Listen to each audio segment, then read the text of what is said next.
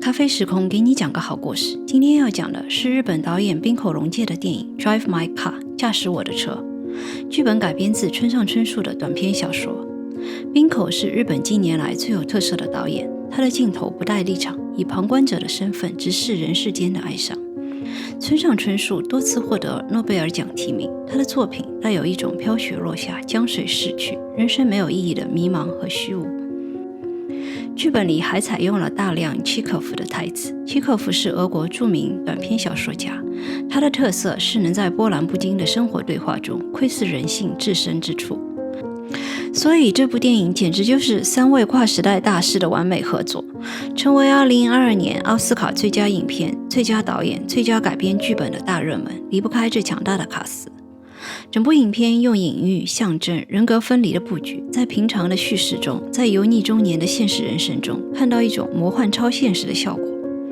村上春树在他著名的演讲《鸡蛋和高墙》里提到，我们每个人或多或少都是一枚鸡蛋，我们都是独一无二、装在脆弱的鸡蛋壳中的灵魂。在《驾驶我的车》这部影片中，男主角家福就是这样一枚鸡蛋，而他心爱的红色萨博车就是包裹着他灵魂的外壳。在车里，他可以获得一种相对的平静，既能与世隔绝，又能在人世间穿梭。村上小说中的人物仿佛都过着一种毫无意义的人生，开着一部乏味的老车，在单调的公路上游走。影片中的家福仿佛就是这样一个中年男人，他深爱着他的妻子，当他永远失去了他，他的人生有一部分也从此不见了。家福是一个中年舞台剧演员，他的妻子英是一个编剧，他们非常相爱。自从女儿在4岁时生病去世后，他们继续以一种优雅而哀伤的方式生活着，继续相爱着。英喜欢讲故事，但只有在做爱时，她才会产生灵感。在她的故事里，英变成了一个少女，偷偷潜入暗恋的男生家里；而在另一个故事里，英又变成了可怕的八目鳗鱼，吸血的活化石。在普通的性爱生活中，用隐喻和象征的诡异故事带来人格的抽离感，这是影片制造的第一个魔幻超现实效果。家福正在排练契诃夫的戏剧《Vanya 舅舅》，英把家福要对的台词读出来，录在卡带里，留下空白部分，这样家福就可以在开车时一边听卡带一边对台词。有一天，家福提早回家，偶然撞见英和年轻演员高圭的出轨行为。然而家福装作什么也没有看到，关上门离开。这不是英的第一次出轨，然而家福面无表情，回到车里继续上路。同往常一样，他打开录音机，边听卡带边背台词。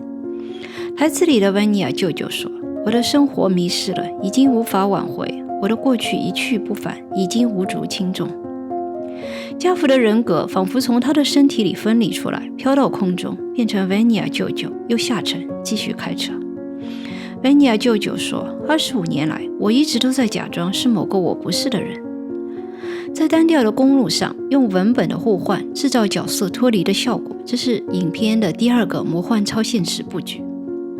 然后直到有一天，因忽然脑溢血去世，悲伤的家福安葬了妻子以后，继续开车上路。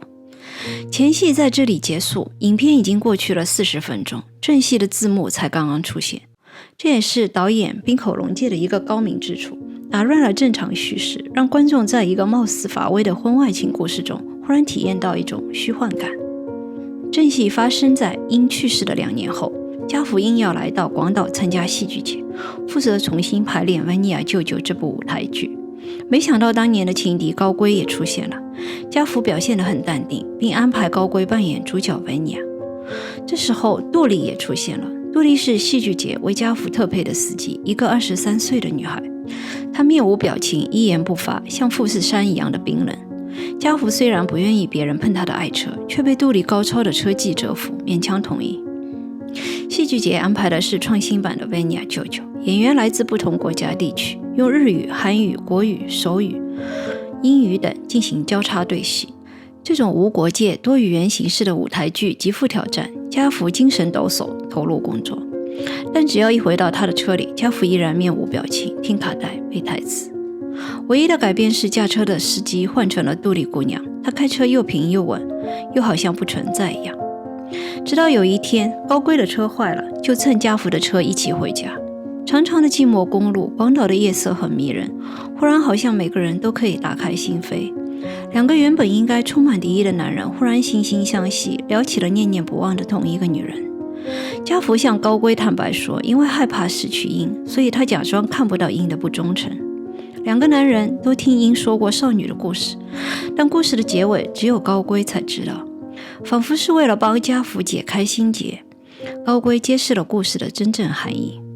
高龟说，家福先生，大声地说出来很难吗？面对自己很难吗？也许鹰一直在等你问他，而不是装作什么事情都没有发生过，装作他这个人不存在一样。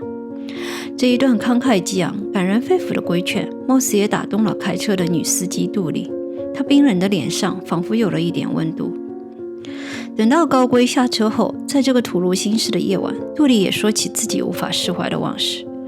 从小和单亲妈妈相依为命，杜丽13岁就被逼学会开车，每天半夜3更来回几个小时，接送在酒吧做舞女的母亲上下班。妈妈永远又累又困，脾气暴躁，如果杜丽开车不稳，就会吵醒她而被打骂。所以杜丽从小学会了把车开得又平又稳，做事就要做到极致。家乡札幌5年前遭遇山崩，逃出来的杜丽眼睁睁看着家里房子倒下，并没有去救还在里面睡觉的妈妈，这成为杜丽永远的心结。然后杜丽和家福同时把抽过的烟头递到天窗，微弱的火光在夜空中忽明忽暗。两个都有心结的同是天涯沦落人，在冰冷的人世间忽然找到了一点温暖。接下来导演安排了一个莫名其妙的突发事件，高龟忽然惹是生非杀了人，被警察带走，舞台剧的排练中断。于是家福跟着杜丽回到遥远的札幌，在冰天雪地里故居的废墟前，杜丽说出了另一个不可思议的故事。原来杜丽并不是回到这里看母亲的，她来怀念的是母亲的另一个分离人格心。心是一个8岁的小女孩，她会在每次母亲虐待杜丽之后出现，她看上去就是一个8岁女孩的意识，躲在一个成年妇女的躯壳里，所以走路摇摇晃晃，连话也说不清楚。但是在漫长的黑暗的童年，心是陪伴杜丽的唯一的朋友。房子倒塌的时候，心当然也随着母亲一起死去了。杜丽把烟头埋在雪地里，这应该是给心的吧。杜丽说，成为心是我的母亲在地狱般的现实生存下去的唯一方式。影片的最后回到了广岛戏剧节的场景，家福代替消失的高龟扮演维尼亚舅舅。韩国手语演员拥抱着悲伤的维尼亚说，生活很苦，我们度过了漫长的白天和黑夜，我们能做什么？我们必须活下去。帷幕落下，看似荒诞不经的剧情其实暗藏玄机。下面我们按人物来梳理一下。家福是谁？家福在舞台和生活中都是一个谨慎小心的人，他演戏的原则是严格遵守文本，让文本告诉你是谁。所以20余年来，家福逐渐向文本屈服，直到没有了自己。女儿死了，气质不忠，家福的人格进一步退回到他的小车中，飘荡在无尽的公路上，变成100年前的维尼亚舅舅，酸溜溜地背着台词说，女人的忠诚都是谎言。高龟是谁？高龟其实是除了维尼亚舅舅以外的家福的另一个人格。从下面的几个细节中可以得到这个假设。家福和高龟都深爱着鹰，然而在出轨的那场戏，高龟并没有正面出镜。家福故意让形象和年龄并不相称的高龟扮演自己最拿手的角色维尼亚，因为家福说，契诃夫令人害怕，他让你看到真实的自己。在萨博车中，高龟和家福像镜像一样坐着，吐露内心最深的秘密。高龟对家福的规劝，像是一个放飞的家福对另一个不敢面对自己的家福在喊话。高龟在喊醒家福后就被剧情安排消失，完成了这个角色的任务。家福常常说，我一直都在假装是某个我不是的人，所以高龟这个人格的象征意义是家福真正想做的自己，一个挑战文本、不背台词、不按牌理出牌、敢爱敢恨、敢于面对自己的家福。杜丽是谁？家福的女儿如果活着的话，就和杜丽同龄，所以杜丽是以家福女儿这个含义出现的。但杜丽不光是女儿，她同时也象征着家福人格的延续。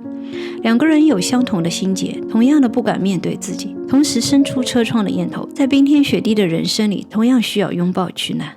杜丽代替家父开车，到最后完全接手家父的车，隐含了一种替代和重生。杜丽妈妈核心是谁？杜丽妈妈不是一个好母亲，但她无疑是剧中最具悲剧性的人物。她的分离人格性应该是在她小时候遭受创伤时就出现的人格。当杜丽长大以后，新的再次出现，不但是为了保护和陪伴杜丽，可能也是杜丽妈妈在对杜丽施暴以后一种自我的救赎。人格分离障碍 Dissociative Identity Disorder 简称 DID 其实并不少见，在人群中的比例可以达到 1.6%， 按照严重的程度可以表现为人格解体、去现实化、分离性健忘症，以及最严重的替代人格，也就是我们常说的多重人格。多重人格的患者可以出现2个或更多的替代人格，每一个替代人格都可以是不同的年龄、性别、个性。替代人格出现时，完全取代主体的行为举止，看起来像是另一个人装在本来的躯体里。多重人格的症状非常神秘，而且容易和其他心理疾病混淆，所以目前在心理医学界也有很大的争议。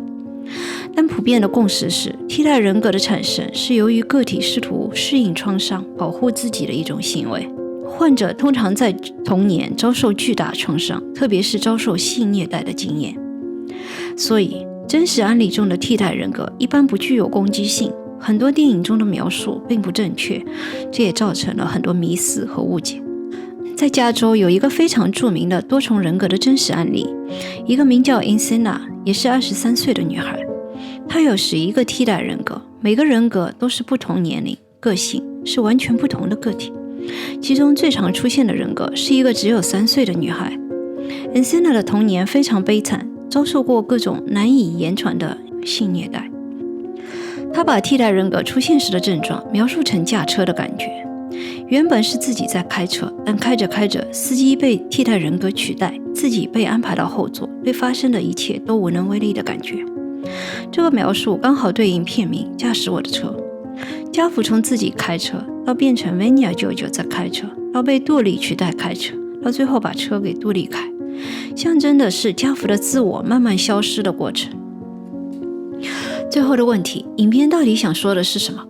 村上的小说通常表现的是一个人失去自我、找寻自我的过程，但是他笔下的人生通常是毫无意义的，或者说意义非常分散，没有办法串在一起。作为读者和观众，我们只能自己去摸索。影片中最感人的一幕是高圭在车上，眼眶湿润说的话，字字句句发自肺腑。